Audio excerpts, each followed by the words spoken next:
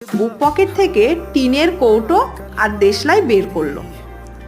তারপর একটা দেশলাইয়ের কাঠি মুখে দিয়ে বিড়িটাকে দেশলাইয়ের গায়ে ঘষতে লাগলো।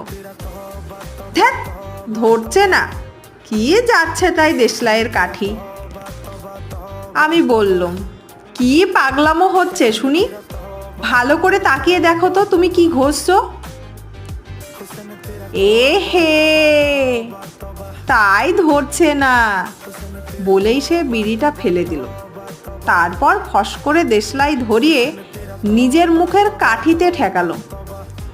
সেটা ফড়াৎ করে জ্বলে উঠতেই চমকে এক লাফ। ইস, নাকটা পুড়ে গেল স্যার, বললুম। বিড়ির বদলে দেশলাইয়ের কাঠি ধরালে নাক তো পড়েই।